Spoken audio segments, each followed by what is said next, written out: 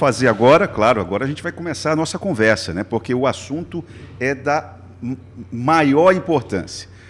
Nós vamos falar a respeito de infraestrutura. E nós vamos falar a respeito de infraestrutura rodoviária especificamente. E ninguém melhor do que o superintendente do DENIT no Acre, Ricardo Araújo, para conversar conosco a respeito disso. Eu queria agradecer imensamente a sua disponibilidade em estar aqui conosco, Ricardo. Muito obrigado. Boa tarde. Boa tarde.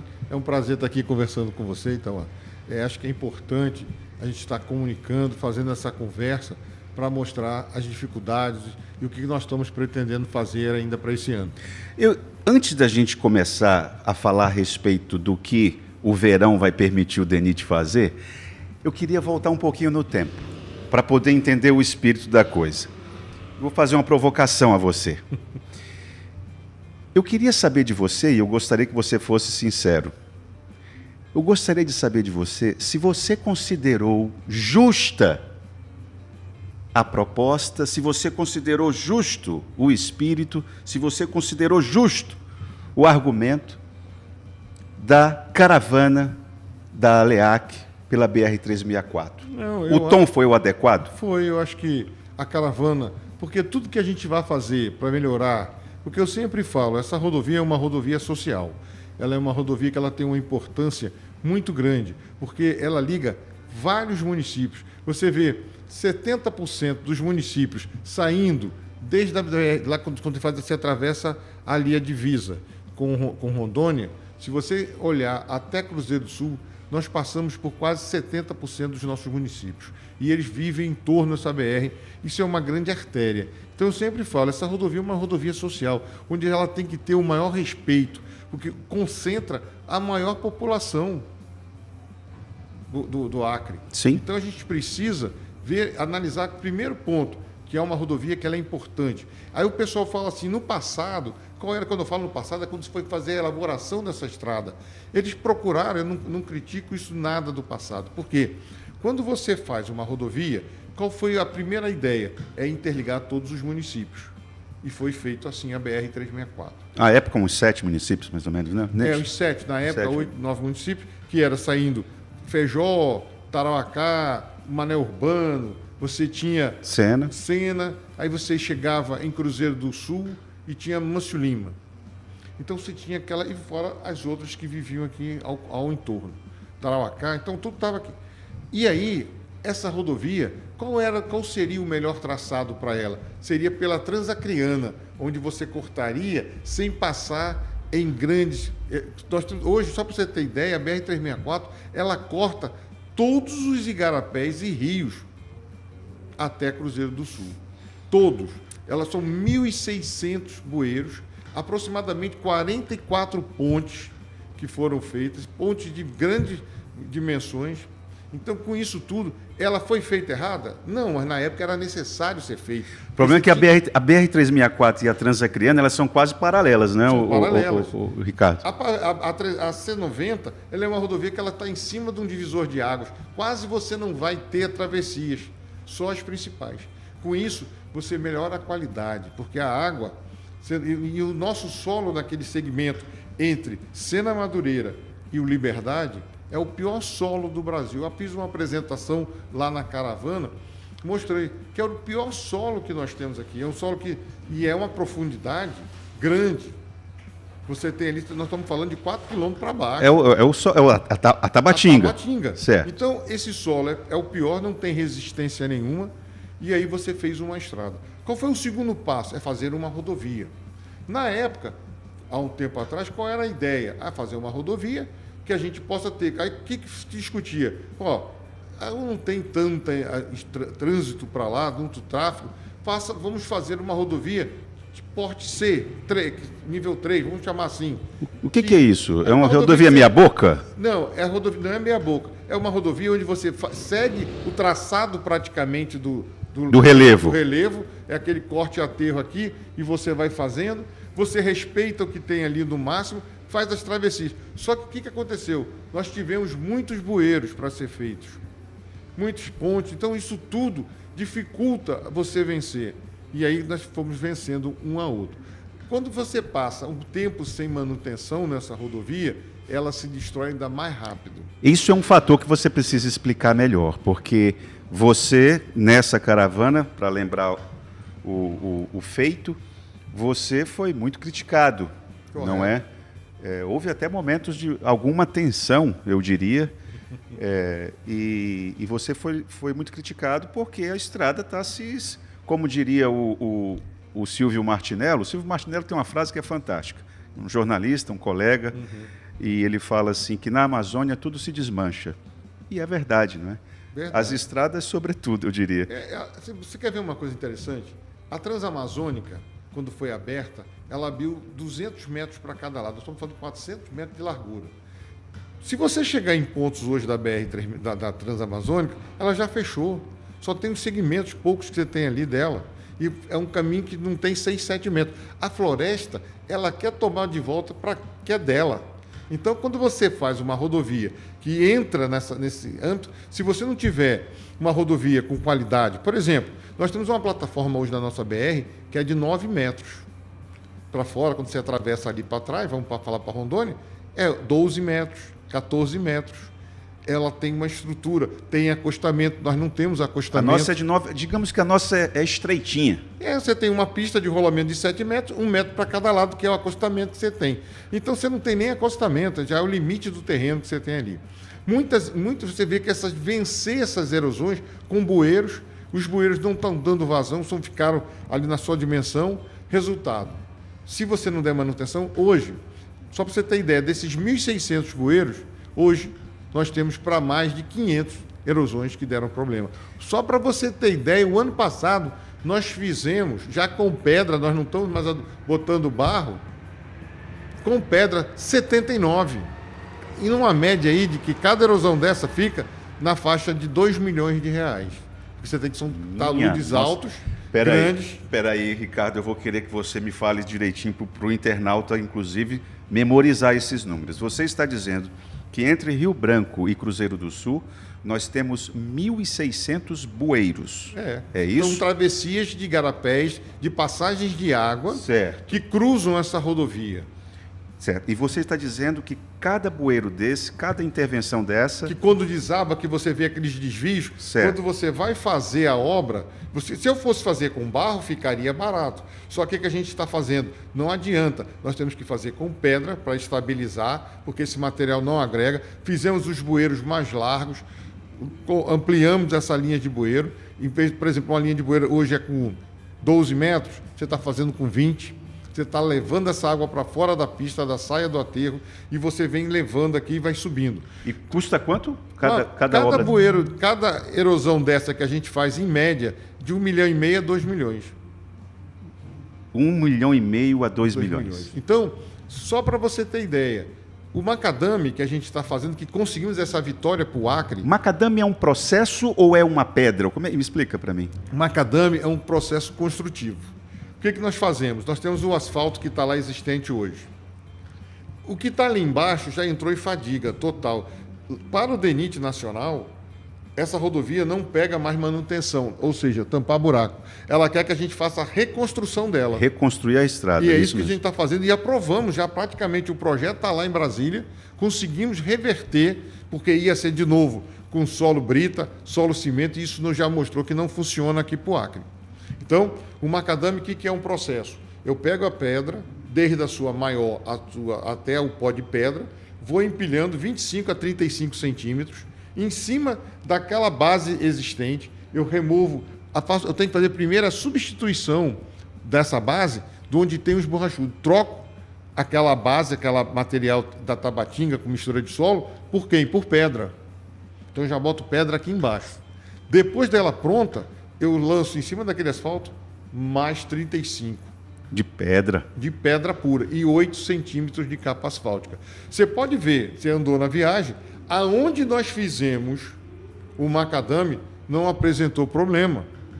Porque o macadame, e já temos trechos dessa BR que vão fazer 10 anos que foi feito e o macadame está lá com a sua resistência. Então, qual era o problema?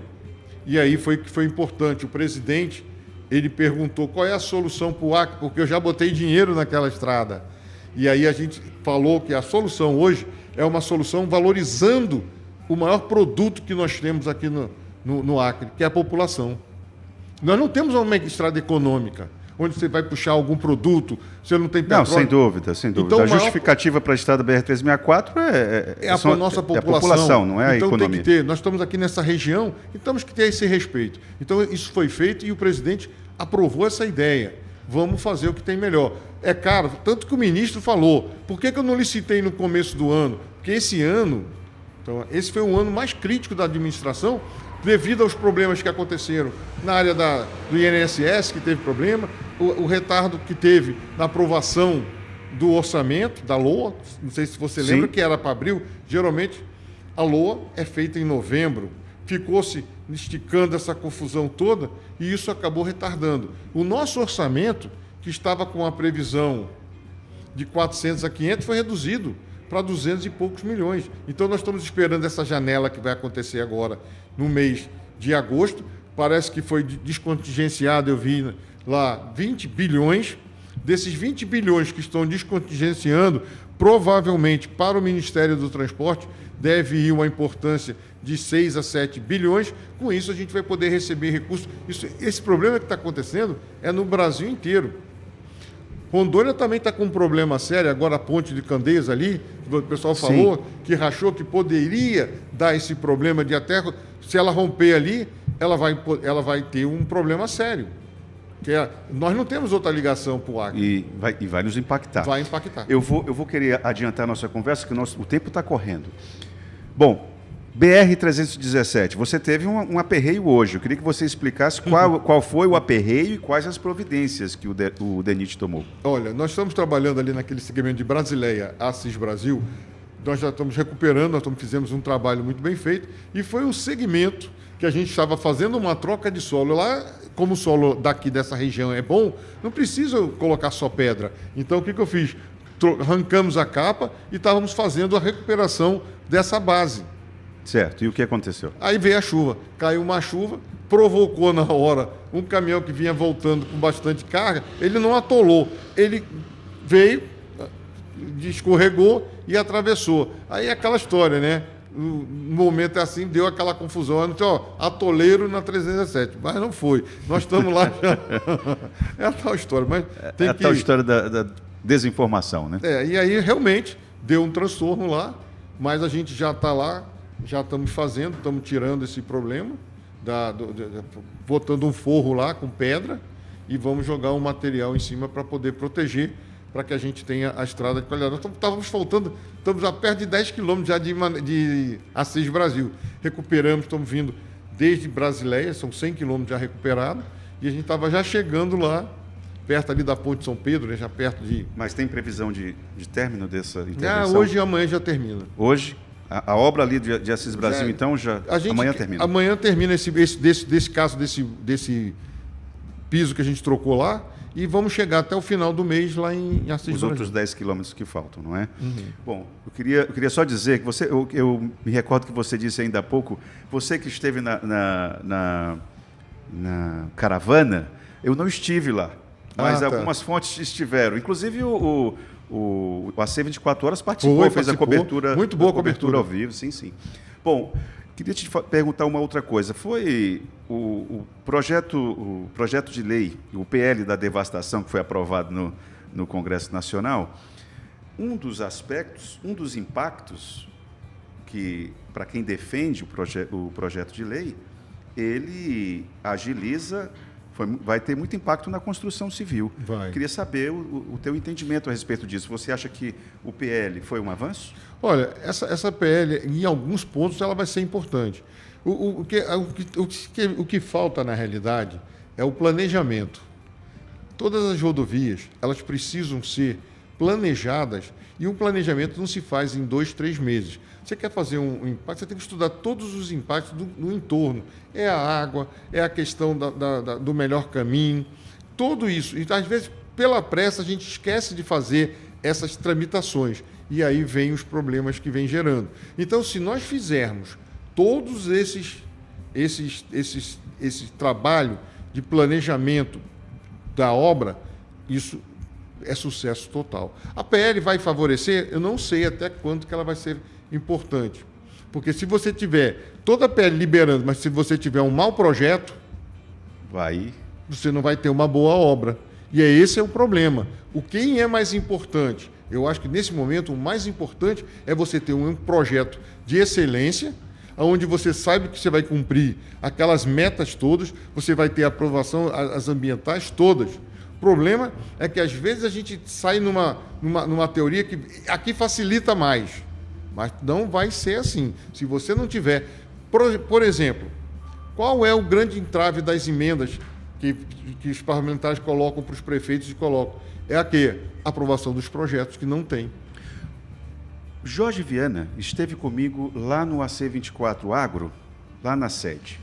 Eu me lembro que ele falou a respeito da forma como as coisas estão acontecendo em relação à BR-364 e à BR-317.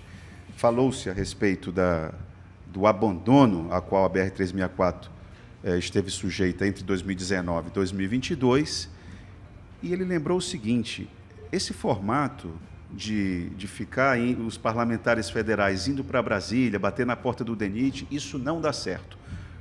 Segundo ele, o que deveria acontecer era o que aconteceu na gestão dele, quando havia digamos assim, quem fazia a obra era o DERAC. Isso. Correto? Você defende esse modelo também? Esse modelo, na época, funcionou bem, porque o Estado tinha obras, são as obras delegadas. Obras delegadas, isso mesmo. Né?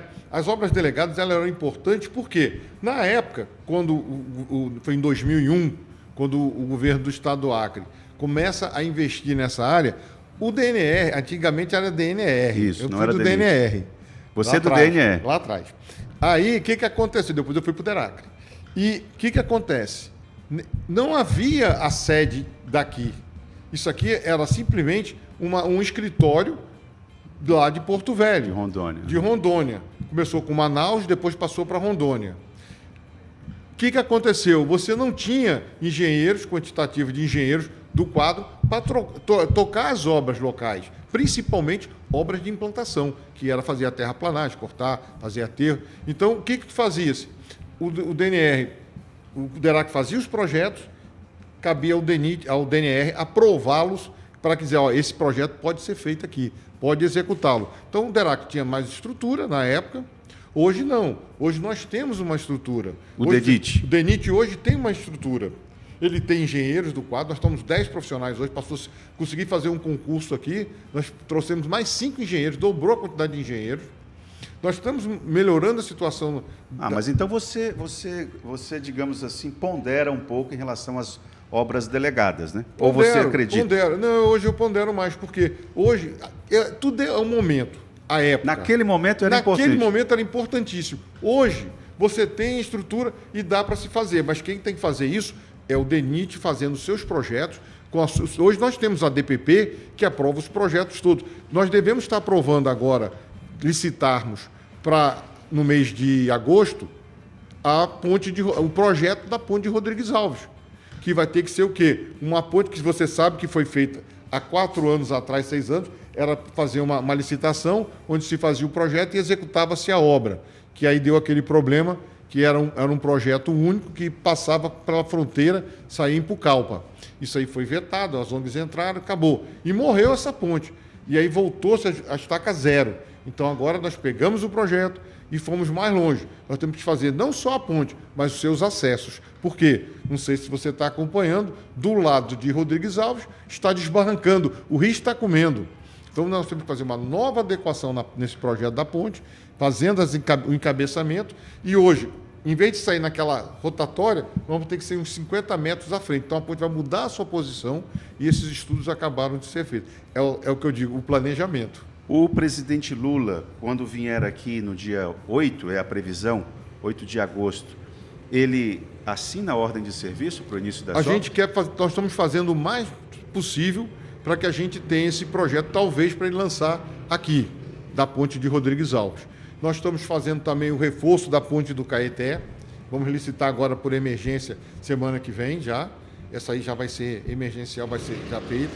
Nós temos alguns pontos da BR-364 que a gente conseguiu, alguns recursos que é para fazer as erosões, eu chamo até o Parque das Erosões, que é entre Mané Urbano e Feijó, eu tenho um trecho ali que são, só para você ter ideia, em 2,5 km eu tenho 10 bueiros, que está tudo derrubando. Em 2,5 km.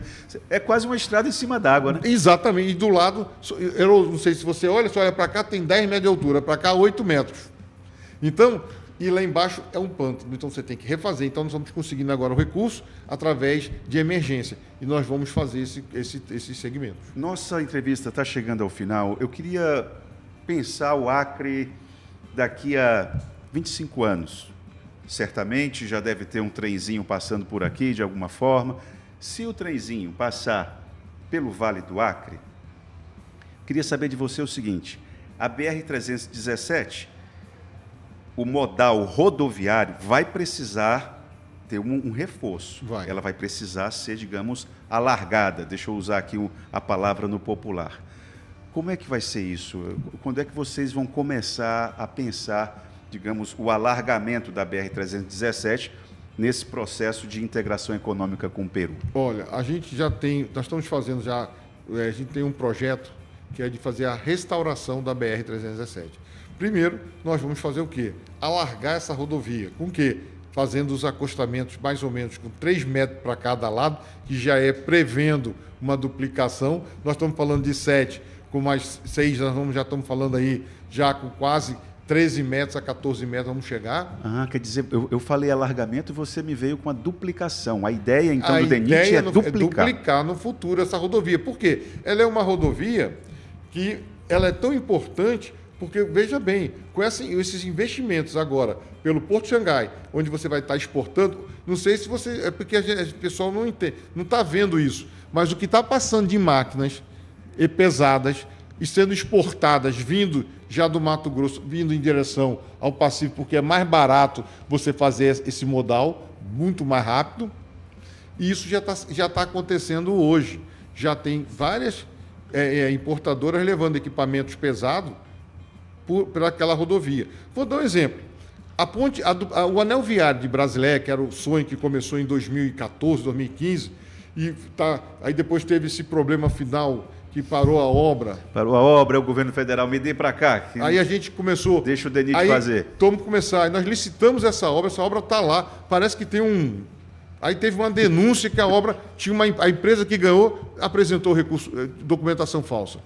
E aí está lá em Brasília, a CGU está verificando se isso procede ou não. Isso está mais dificultando. Parece que tem uma cabeça de burro enterrada por ali, não tem? Então tem.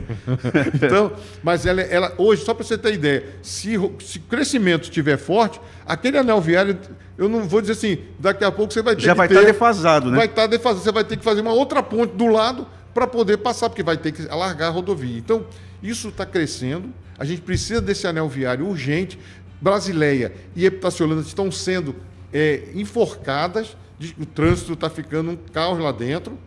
Na época, a gente fez um acordo com o prefeito Sérgio, para ele assumir o trecho, nós demos o projeto da ponte que ele está fazendo, seria do lado da ponte metálica, só que aí teve um problema de orçamento também, de verbas federais, e acabou. Ricardo, eu imagino que, se a gente ficar pensando, né, um estrategista pensa lá na frente, né? Os 25 anos, Brasileia, na verdade, talvez a comunidade brasileira não vá gostar do que eu vou falar agora, mas, na verdade, ela tinha já que aproveitar esse movimento de impacto da chegada dessas estradas e mudar a cidade. E já resolveria o problema da alagação. Total. Então, teríamos uma cidade velha, que poderíamos utilizar até de uma maneira para o turismo, uma coisa um pouco mais pensada para isso, mas o centro administrativo e a cidade nova em outro lugar. Indo em direção a Assis Brasil. A cidade tem que crescer para aquele lado. Aquele núcleo, porque é uma questão forte também, eu estava conversando esse dia com o Carlinhos, o prefeito, é um núcleo, é diferente de uma cidade que onde alaga, quando é mais na periferia. Mas ali alaga onde tem a parte tradicional de Brasileia. Isso, às vezes, tem uma resistência. E eu falei, prefeito, eu acho que o senhor vai ter que ser o primeiro a pegar a sua prefeitura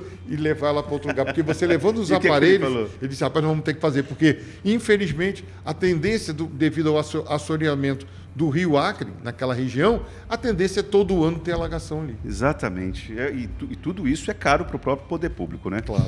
Ricardo, muito obrigado pela tua vinda aqui, pela tua disponibilidade, a tua gentileza. Muito obrigado mesmo. Espero contar com a tua presença lá para a gente colocar esses assuntos, a ponte de Rodrigues Alves. A gente precisa colocar isso para a gente mostrar para o internauta como é que isso vai ficar, qual é o projeto de vocês bacana. Eu acho que isso vale a pena. É um prazer. E o projeto eu quero trazer para você já, vou marcar com você de apresentar um projeto que já está aprovado do Macadame, que é uma solução que coloca a nossa estrada em padrão de Rio de Janeiro e São Paulo com qualidade.